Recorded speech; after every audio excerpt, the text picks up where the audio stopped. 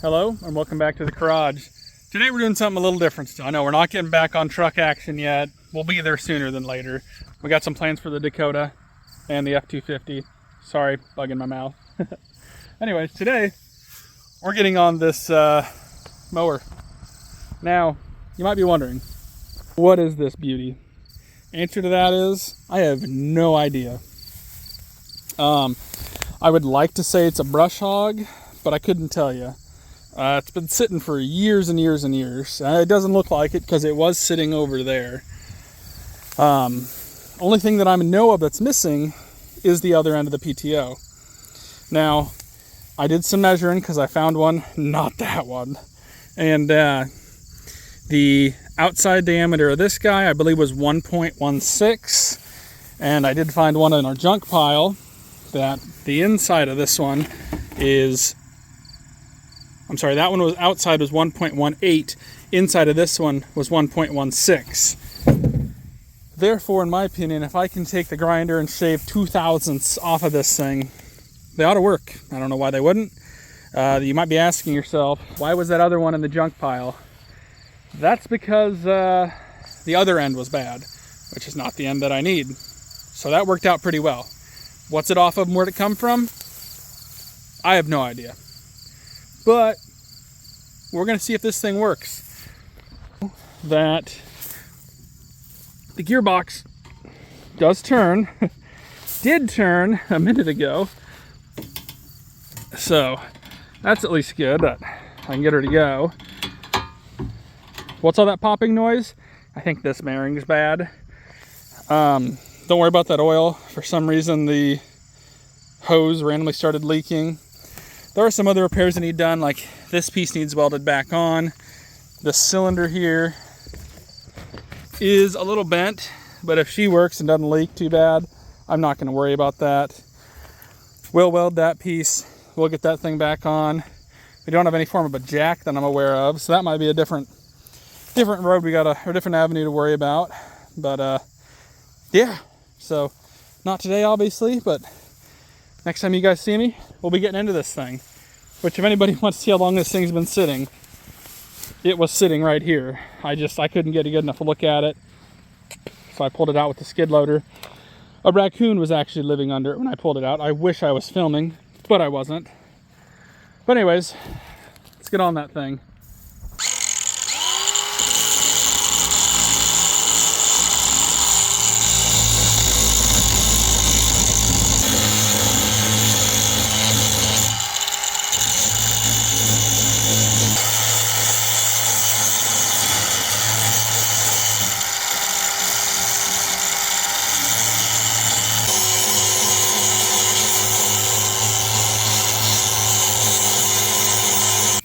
I got a little bit of WD on there.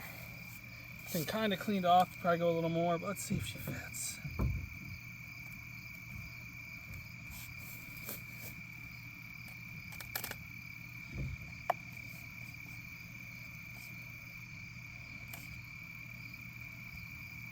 Boy, we're close.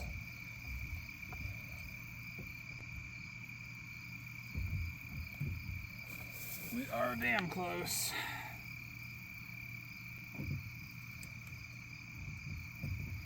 Take off a little bit more. I won't make you guys watch that. Well, good and bad news. Good news is, I actually found the right top of the shaft laying around the farm. Bad news is, needs a little bit of work. Still has the pin in there, but needs some way to push it in and out. Apparently somebody hung it up in the shop who knows how many years ago, probably because of that issue. Good news is, I basically cleaned all the rust off the shaft, so it slid right on. Luckily I didn't sit there and hog it out or anything. It's another 540 though. I'm going to try to find a new pin for in there, I guess. It's been a long time since I've replaced one of those. I don't know if this one is replaceable or not, but I guess that's the route I'm going to go now, is trying to work on this one, because that one, I think somebody's probably yelling at the screen if they saw me in my original plan, and I don't know why the tolerances are so different with such small measurements, but I'm not sure if it's because when you put it in a square it's more, but yeah, we're going to try to repair this guy now. See if I can knock that out. Maybe find something new. Go from there. Sadly, that one's got a different kind of coupler on it. Or else I just use it. I don't know if the U-joints are the same or not. If they are, I could swap the end, but I guess I will take a look at things and weigh my options here and see what I want to do. Luckily, they're both small 540s, so no big difference there between these two at least. So yeah, we're 2 steps forward and only 1 step back, so I'm going to weigh my options and we'll see what we're going to do here. So what I've ultimately decided to do to this PTO shaft for the time being is I can work the pin back and forth with a hammer and a punch and get it all the way in. It'd be locked on a PTO shaft. Let's get it all the way back out. Unlocked. Until I know that gearbox and everything is good, that's probably the way I'm going to try it. I just have one little piece I want to try to use it on this year to make sure it works. This is not right. I do not recommend this, but for what it is to ensure it works, probably the route I'm going to go. So, gotta go down a tractor unhooked, try to get this thing hooked on, see if it mows. So 2 things, sorry about the wind, sorry about the tractor noise. Let's see if this hydraulic cylinder works.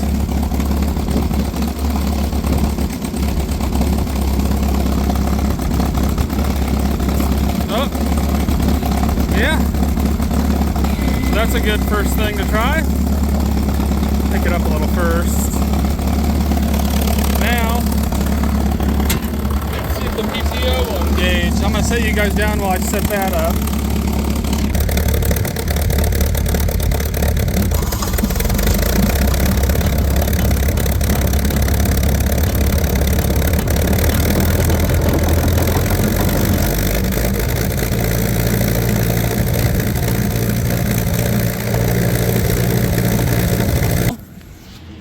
I'm going to call that a success. What I am going to do though is I'm going to figure out a way to tie up this hose better so I don't got to worry about it getting stuck in the tire or a PTO shaft or anything like that. Then we will run this thing over. I've got some sweet corn from earlier this year, it needs mowed off. Let's go see if it works. So one thing I did forget to mention that I'm going to do is move this thing down to my house. The main tongue bolts are loose. I'm going to tighten those up first. We have a few other things rattling. Now that it's up in the air, I'll probably actually check everything a little bit better, tighten up where I think it's needed, and we'll go for it. If anybody else noticed when I first started it, it was really, really shaking. There's like a dish under there. It was full of junk.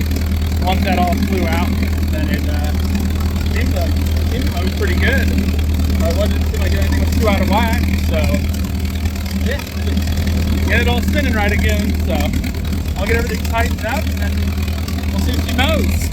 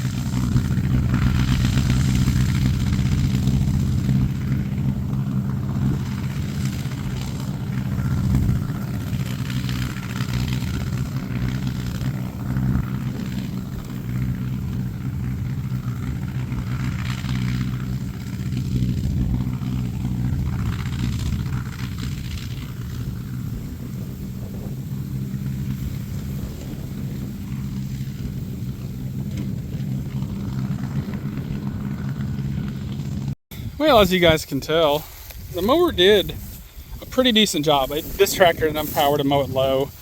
So starting out high and then working my way down, things went really, really good until they didn't.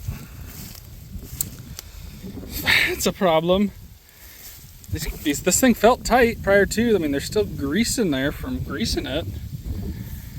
Maybe just once it got worked, the stuff got warm and everything got loose, but found that end of the drive of the PTO shaft. It was over there.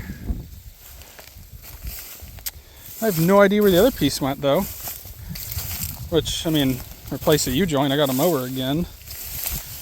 So, much as I hate to say it, that's about how this one's gonna end.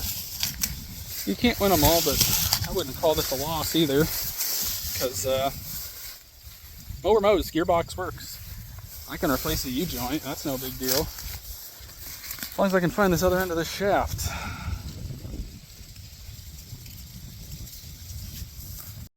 Hi there, me from the future here. I'm interjecting in on myself. One thing I do want to say about all this is, I know I was cracking jokes and everything after it happened. You know, saying the U-joint left the chat and how thing was like a snitch. But one thing I do want to reiterate here is, I am pretty damn lucky. That thing easily, I know that PTO could have went a million different directions. Easily could have came up and got me. So I mainly want to push on this, a good learning experience for not only myself, but anybody else who watches this, works on old junk, tries to bring it back. The safety measures that are put on PTO shafts today are there for a reason. Had this thing had a guard on it with the little stupid safety chain on it, it wouldn't have flown. It would have stayed connected to either the mower or the tractor, wherever I hook it up to. So that's why I do kind of want to tell people, make sure you use that crap. Things have happened in the past, primarily in the farming region, that there's a reason that these safety precautions are put into place. This mower's old enough, it probably never had any of that. I would like to say it probably had a shield on it once. Now that I'm basically going to replace U-joints in both ends and do all that stuff, it'd be dumb for me to not put those back on. I don't know when I'm getting around to fixing this. I can't say if it will or won't be a video. I have no idea. But I will say, the safety crap is there for a reason. Use it. I definitely pushed my luck in this one, primarily because I knew like the tractor side wasn't connected real well. And that actually probably saved the shaft today, since I was able to just come off.